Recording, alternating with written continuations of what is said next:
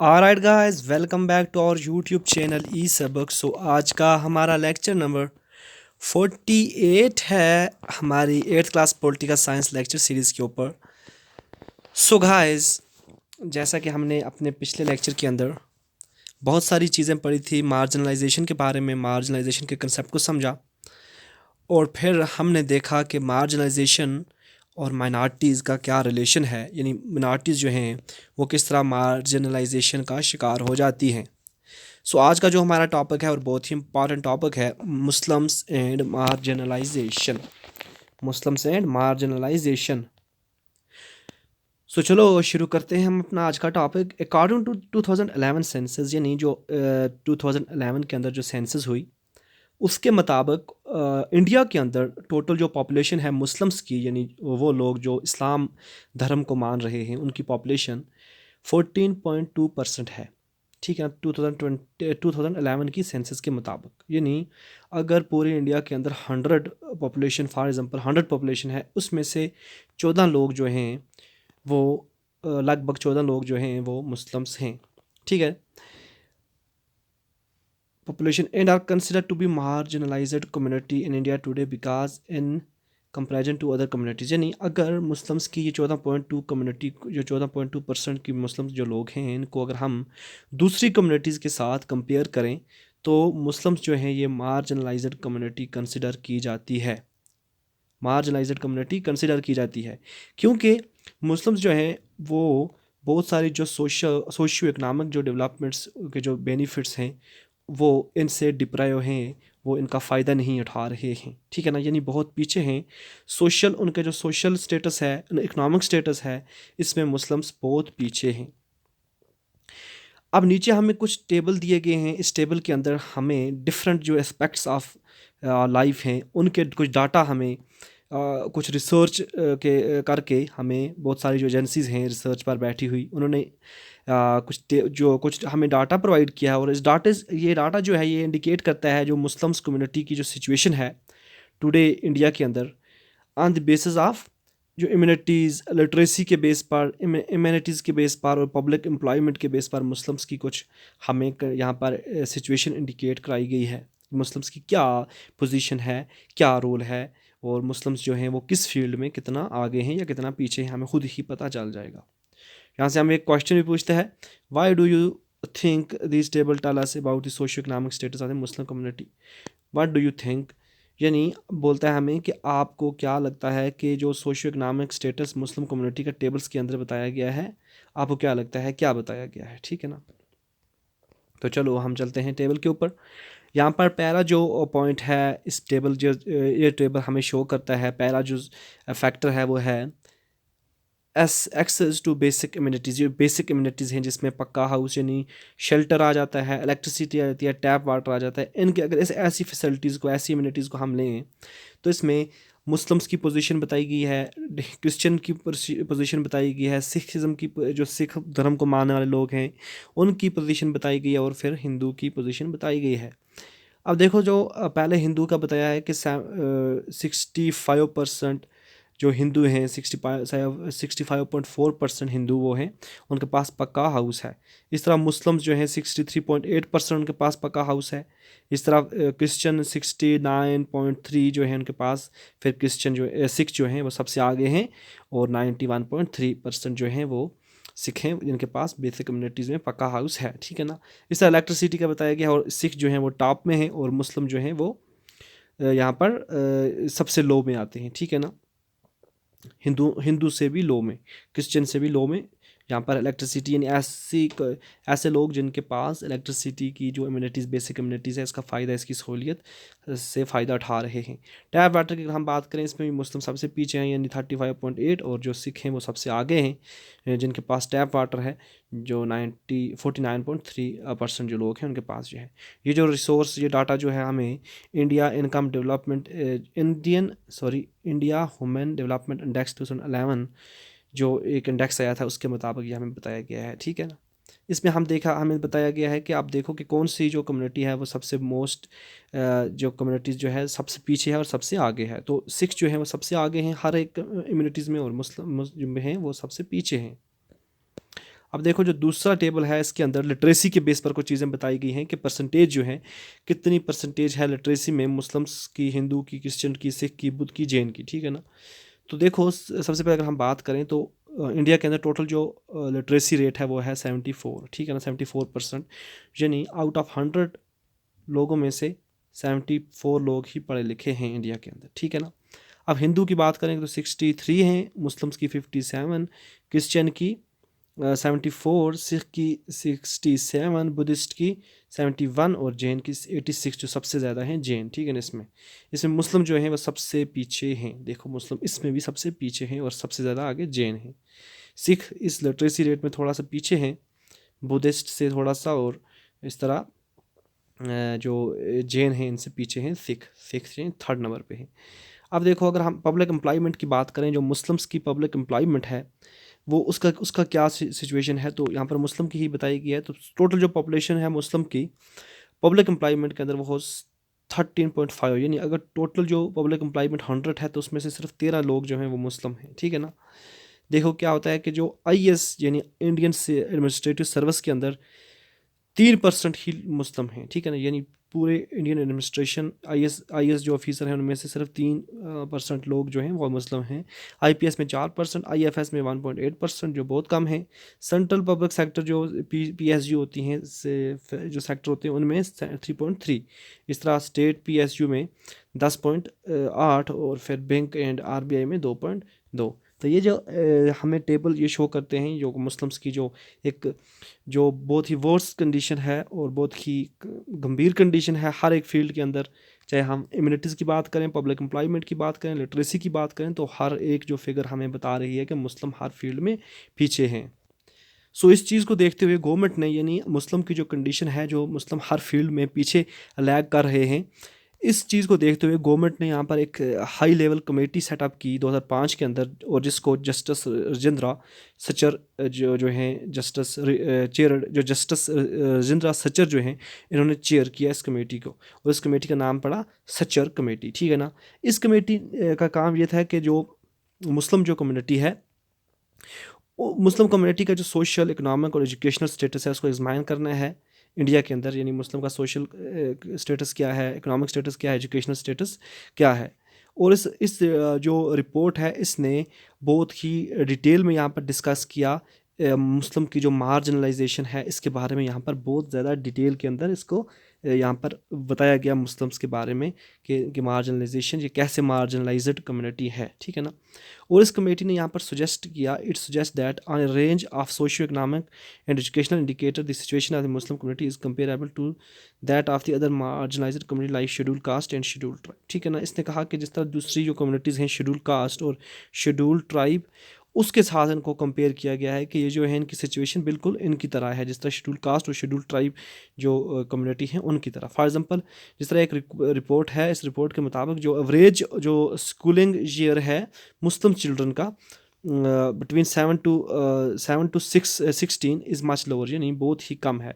7 साल से 16 साल के बहुत कम बच्चे जो हैं मुस्लिम्स बच्चे वो पढ़ते हैं, ठीक है ना। जिस तरह दूसरी जो सोशल रिलीजियस कम्युनिटी हैं उनके बच्चों से अगर कंपेयर किया जाए तो मुस्लिम्स के बच्चे जो हैं वो 6 साल से लेकर 16 साल तक बहुत कम ही बच्चे हैं जो पढ़ते हैं, ठीक है ना।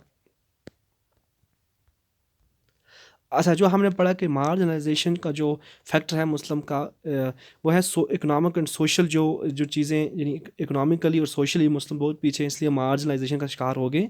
लेकिन इसका अगर हम दूसरे डायमेंशन से भी देखें और भी बहुत सारे फैक्टर हैं जिनसे मुस्लिम जो हैं वो जिसकी वजह से मुस्लिम पीछे रह गए हैं। वो ये भी हैं कि मुस्लिम्स के जो कस्टम्स हैं, अगर दूसरी माइनॉरिटीज़ के से हम कंपेयर करें तो मुस्लिम्स के जो कस्टम्स हैं, उनकी जो प्रैक्टिस हैं वो दूसरी माइनॉरिटीज़ से बहुत ज़्यादा मुख्तलिफ हैं। यानी जो मेन स्ट्रीम की जो प्रैक्टिस है, जो मेन स्ट्रीम यानी हिंदूइज़म, इस तरह जो दूसरे रिलीजन, इनसे अगर हम कंपेयर करके देखें तो मुस्लिम्स की कस्टम्स, उनकी प्रैक्टिसेस दूसरों से बहुत ज़्यादा मुख्तलिफ हैं। यहाँ पर क्या लिखा है, सम नॉट ऑल, ठीक है ना। मुस्लिम्स में वेयर ए बुरका, यानी मुस्लिम्स जो हैं वो कभी कभी बुरका पहनती हैं, जो मुस्लिम औरतें जो होती हैं वो बुरका पहनती हैं। स्पोर्ट 1 मिनट प्लीज़, हाँ। मुस्लिम्स में वेयर ए बुरका स्पोर्ट ए लॉन्ग बर्ड, यानी जो बहुत लंबी दाढ़ी रखते हैं, फिर वो वेयर ए फिज, ठीक है, and these become way of identify all Muslims. तो ये जो चीज़ें हैं, यानी मुस्लिम जो हैं वो बुरके से पहचाने जाते हैं, वो लंबी दाढ़ी से पहचाने जाते हैं, वो फिज से पहचाने जाते हैं। तो ये जो हैं ये इनकी आइडेंटिटी है, ठीक है ना। Because of this, they tend to be identified differently, and some people think they are not like the rest of us। यानी इन चीज़ों से दूसरे जो लोग हैं उनको लगता है कि ये जो मुस्लिम हैं ये हम में से नहीं हैं, ये शायद फॉरेनर हैं, किसी दूसरी जगह से आए हैं, ये हम में से नहीं हैं, और उनको डिफरेंटली आइडेंटिफाइड किया जाता है। Often this become an excuse to treat them unfairly. तो ये एक एक्सक्यूज़ बन जाती है कि मुस्लिम्स को कभी कभी अनफेयरली यहाँ पर ट्रीट किया जाता है और इनके साथ डिस्क्रिमिनेशन की जाती है, जो हम आज भी देख रहे हैं इंडिया के अंदर, जो आज भी हो रहा है, ठीक है ना। मुस्लिम्स के साथ जो डिस्क्रिमिनेशन होती है उनके बुर्के को लेकर, उनकी लंबी दाढ़ी को लेकर, उनके कपड़ों को लेकर, उनकी सलवार कमीज़ को लेकर, ठीक है ना। तो इन चीज़ों से, उनकी टोपी को लेकर, इन चीज़ों से जो है मुस्लिम्स उनको डिफरेंटली ट्रीट किया जाता है। लेकिन जो दूसरी कम्युनिटीज़ हैं, जिस तरह हम अगर हिंदू की बात करें, तो अगर हमारे पास दो पर्सन आ जाएं, एक हिंदू हो और दूसरा क्रिश्चियन हो, तो हम उनको नहीं पहचान सकेंगे कि इनमें कौन क्रिश्चियन है कौन हिंदू है। लेकिन अगर हमारे पास दो बंदे आ जाएं, एक हिंदू हो और दूसरा मुस्लिम हो, तो हमें फ़ौरन पहचाना जाएगा कि ये जो बंदा है ये मुस्लिम है और ये हिंदू है, ठीक है ना।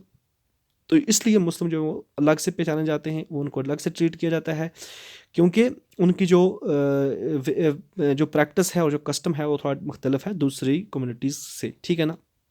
Do you remember reading in your class 7th book about how the Ansaris were finding it difficult to rent a house? क्या आपने अपनी 7th क्लास की बुक के अंदर पढ़ा था कि अंसारी एक जो आदमी था, उसको बहुत ज़्यादा डिफ़िकल्ट हुआ था अपना मकान रेंट पर देना, ठीक है ना।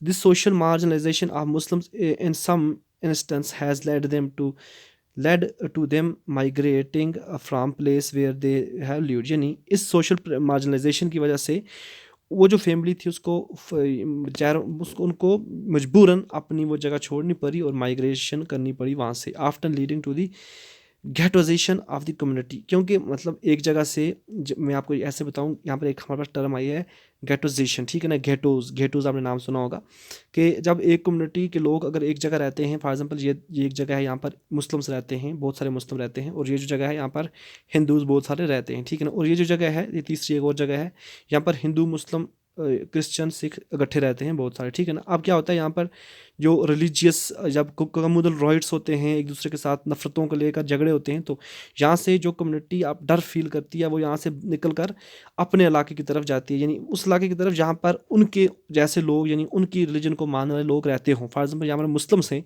तो मुस्लिम यहाँ से निकल कर अगर यहाँ पर जाएंगे, ये जो एरिया है इसके अंदर मुस्लिम्स बहुत सारे हैं, तो यहाँ से मुस्लिम्स निकल कर इस एरिया के अंदर जाएंगे, तो यहाँ पर बहुत ज़्यादा आबादी बढ़ती जाएगी, बढ़ती जाएगी, बढ़ती जाएगी। तो एक टाइम आएगा ये यहाँ पर एक गुंजान आबादी हो जाएगी, और जहाँ पर एक एक मकान में 5-5 6-6 फैमिलियाँ रहने लगेंगी, और ये एक घाटो बन जाएगा, ठीक है ना। ये एक घाटो बन जाएगा। इस तरह ज़रूरी नहीं है कि ये मुस्लिम्स के साथ हो, क्रिश्चियन के साथ भी हो सकता है, दूसरी किसी भी माइनॉरिटी के साथ हो सकता है, जो माइनॉरिटी अपने आप को इनसिक्योर फील करती हो, ठीक है ना। तो इसी को गेटोजेशन कहते हैं। यानी जो मुस्लिम कम्युनिटी है ये जब फिर यहाँ पर गेटोजेशन की तरफ चले जाते हैं, sometimes this prejudice lead to हेटेड एंड वायलेंस। तो कुछ टाइम ऐसा भी होता है कि ये जो चीज़ें होती हैं, ये डिस्क्रिमिनेशन होती है, ये कभी कभी वायलेंस की तरफ लेकर चली जाती है, ये नफ़रतों की तरफ लेकर चली जाती है। तो इसलिए हम कह सकते हैं कि मुस्लिम जो हैं वो यहाँ पर किसका शिकार है, मार्जिनलाइजेशन का, जो हम पढ़ रहे हैं, ठीक है ना। यहाँ पर एक छोटी सी स्टोरी है जो हम पढ़ेंगे। आई लिव, यहाँ पर एक बंदा जो है आनी एफ फ़रूकी एक बंदा है, वो यहाँ पर बोल रहा है कि I live in a Muslim dominated area, में एक मुस्लिम डोमिनेटेड एरिया में रहता था। Some day back during Ramzan there was some disturbance and that started talking on communal outlook. यानी कुछ दिन पहले यहाँ पर रमज़ान में हमने देखा कि कहीं पर डिस्टर्बेंस चल रही थी, और यहाँ पर कम्यूनल राइट होने लगे, ठीक है ना। वो डिस्टर्बेंस जो है कम्यूनल राइट की तरफ चली गई, यानी दो डिफरेंट बिलीफ को मानने वाले लोगों के दरमियान जब झगड़ा होता है, झगड़े फसाद शुरू हो जाते हैं, तो उनको हम कम्युनल राइट कहते हैं, ठीक है ना। My brother and I had gone for an iftar party in the neighbourhood and we are dressed in traditional clothes. यानी मैं और मेरा भाई एक नाइबरहुड, यानी हमारे नज़दीकी एक पड़ोस में एक पार्टी थी, इफ्तार पार्टी, हम इफ्तार करने के लिए वहाँ पर गए, और हमने जो हमारा ट्रेडिशनल क्लोथ है, यानी सलवार और कमीज़ हमने पहनी, और हम पहनकर वहाँ पर गए। That is salwar and kameez, okay. On returning home my brother and I were ask to change our cloth to jeans T shirt, यानी क्योंकि वहाँ पर कम्युनल राइट हो रहे थे, यहाँ पर झगड़े हो रहे थे, तो जब मैं वापस आ रहा था घर से वहाँ घर की तरफ, तो मेरे भाई और मुझे बोला गया कि कुछ लोगों के द्वारा मुझे हमें बोला गया कि आप ये क्लोथ उतार दो और टी शर्ट और जीन्स पहनो, ठीक है ना। Now when everything is fine I wonder what was the reason that we were asked to change our cloth and why I don't find it odd, यानी जब सब कुछ नॉर्मल हो गया, कम्युनल राइट ख़त्म हो गए, तो मैंने सोचा कि वो क्या रीज़न था, क्यों हमें बोला गया था कि आप अपने क्लोथ चेंज करो, क्या हम आड़ लग रहे थे, were our cloth giving away our identity and is that identity linked to all kind of fear and discrimination, क्या जो हमारे क्लोथ हैं वो हमारी आइडेंटिटी शो करते हैं, और ये जो आइडेंटिटी है ये फेयर डर से और डिस्क्रिमिनेशन जो है उनसे लिंक्ड है, ठीक है ना। ये एक स्टोरी है छोटी सी, इसमें ये हमें बताने की कोशिश कर रहा है कि किस तरह जब कम्युनल राइट होते हैं तो फिर आइडेंटिटी किस तरह हो जाती है मुस्लिम्स की, ठीक है। सो ऊपर की जो हमने डिस्कशन की, इस डिस्कशन से हमें पता चला कि जो मुस्लिम कम्युनिटी है उसकी जो मार्जिनलाइजेशन है वो लिंक है दो चीज़ों से, एक इकनॉमिक और दूसरा सोशल मार्जिनलाइजेशन से, यानी मुस्लिम जो हैं वो इकनॉमिकली पीछे हैं और सोशली जो उनकी प्रैक्टिस और कस्टम्स हैं उनकी वजह से भी मुस्लिम्स जो हैं वो पीछे चले जाते हैं, और जो दूसरी कम्युनिटीज़ के लोग हैं वो उनके साथ किस तरह डिस्क्रिमिनेशन करते हैं और मुस्लिम्स मार्जिनलाइजेशन का शिकार हो जाते हैं, they are becoming victim of marginalisation, okay. Earlier इस चैप्टर के शुरू में हमने पढ़ा था कि जो आदिवासी है उनकी सिचुएशन के बारे में जाना था, और क्लास जो 7th की बुक है उसके अंदर हमने जो अनइक्वल जो स्टेटस ऑफ वुमेन है इंडिया का वो भी हमने पढ़ा कि क्लास 6 की बुक में, ठीक है ना। The experience of all these groups point to the fact that marginalization is a complex phenomena requiring a variety of strategies, measuring and safeguard to redress this situation। यानी ये सारी चीज़ें पढ़ के हमें पता चला कि marginalization जो phenomena है ये बहुत ही complex phenomena है, बहुत ही वसी और बहुत ही गहरा और deep phenomena है, जिसके अंदर बहुत सारी जो variety of strategies आती हैं और जो बहुत सारे safeguard और redress situation को यहाँ पर indicate करता है। All of us have a stock in protecting the right defined in the constitution and the law and policies framed to release these rights, यानी all of us have a stock in protecting the right, हम सब ने ये stock लिया है, हम सब ये कोशिश कर रहे हैं कि जो हमारे राइट्स हैं वो डिफेंड हों, जो कॉन्स्टिट्यूशन ने और जो लॉ जो पॉलिसीज़ जो हैं उन्होंने फ्रेम किए हैं, ठीक है ना, हमारे लिए। Without this we will never be able to protect the diversity, यानी इन राइट्स के बगैर, इन राइट को प्रोटेक्ट करने के बगैर हम इंडिया की डाइवर्सिटी, जो हमारी कंट्री की डाइवर्सिटी है, जो यूनिक है उसको हम यहाँ पर प्रोटेक्ट नहीं कर सकते जब तक हम अपने राइट्स को यहाँ पर प्रोटेक्ट ना करें। क्योंकि हमें सिर्फ स्टेट्स जो कमिटमेंट करती है कि वो इक्वलिटी को प्रमोट करेगी, प्रोटेक्ट करेगी, हमें उसी को उस पर ही नहीं बैठ जाना है, हमें खुद ही अपने राइट्स को प्रोटेक्ट करना है, रिस्पेक्ट देनी है, डिफेंड करना है, और एक दूसरे के जो राइट्स हैं उनको यहाँ पर प्रमोट करना है, प्रोटेक्ट करना है, तभी जाकर जो स्टेट है वो अपने लॉज इंप्लीमेंट कर सकती है और हमारे जो लॉज हैं उनको प्रोटेक्ट कर सकती है। जब हम खुद अपने बारे में सोचेंगे, हर एक बंदा जो है वो एक दूसरे की रिस्पेक्ट करेगा, एक दूसरे के राइट्स की रिस्पेक्ट करने की बात करेगा, तो इस तरह हर एक जो बंदा है उसके राइट्स प्रोटेक्ट हो पाएंगे, ठीक है ना। और इस तरह इंडिया की डाइवर्सिटी जो है, हमारी कंट्री की डाइवर्सिटी जो पूरी दुनिया के अंदर यूनिक है, वो बच सकती है। सो अब हम पहुंच गए हैं कंक्लूजन के ऊपर, और इस पूरे चैप्टर के अंदर जो हमने पढ़ा उसकी छोटी सी जो कंक्लूजन है, जो एक ब्रीफ अगर हम देखेंगे तो इस चैप्टर के अंदर हमने बहुत सारी जो कम्युनिटी है उनके बारे में पढ़ा कि वो किस तरह मार्जिनाइजेशन का शिकार हुई, और हर एक जो कम्युनिटी है वो डिफरेंटली मार्जिनलाइजेशन डिफरेंट फैक्टर की वजह से मार्जिनलाइज्ड कम्युनिटी बन गई, ठीक है ना। There are different reason for each of these communities being marginalised, ठीक है ना। जिस तरह अगर हम मुस्लिम्स की बात करें तो उनके अलग फैक्टर हैं, इकनॉमिक सोशो इकनॉमिक फैक्टर हैं। इस तरह अगर हम जो आदिवासी हैं उनकी बात करें तो उनसे ज़मीनें छीनी गई हैं, उनको उनके जो जंगल हैं उनसे वो छीने गए हैं, इसलिए वो मार्जिनलाइज्ड कम्युनिटी बन गई हैं। इकोनॉमिकली वो बेचारे वीक हो गए तो इसलिए वो मार्जिनलाइज्ड कम्युनिटी बन गई, ठीक है ना। और कभी कहीं पर हम देखते हैं कुछ कुछ जो कम्युनिटी है उनको डिसएडवांटेजेस की वजह से कुछ जो कम्युनिटी हैं वो पावरलेस हो गई, प्रिजुडाइज हो गई, तो इसलिए उनको ऐसा मतलब उनको मार्जिनलाइज्ड का शिकार होना पड़ा। In India there are several more marginalised communities, यानी इंडिया के अंदर और भी बहुत सारी कम्युनिटी हैं जो मार्जिनलाइज्ड कम्युनिटी हैं, लाइक दलित, जिनके बारे में हम नेक्स्ट चैप्टर के अंदर पढ़ेंगे कि दलित जो हैं वो किस तरह मार्जिनलाइजेशन का शिकार हैं, ठीक है ना।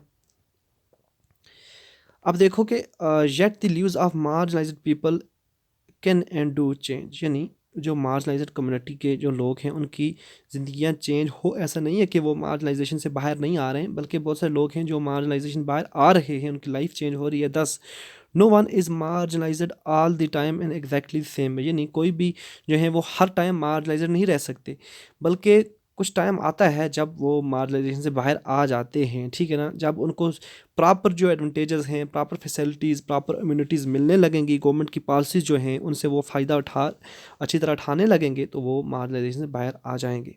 If we go back to the two example of marginalisation we have discussed, we will see that each of these group has a long history of struggle and resistance. यानी अगर हम दोनों ग्रुप को देखें, आदिवासीज़ को भी देखें, मुस्लिम्स को भी देखें, तो इनकी जो हिस्ट्री को देखेंगे तो बहुत ही ज़्यादा इनकी स्ट्रगल की हिस्ट्री है, रेजिस्टेंस की हिस्ट्री है।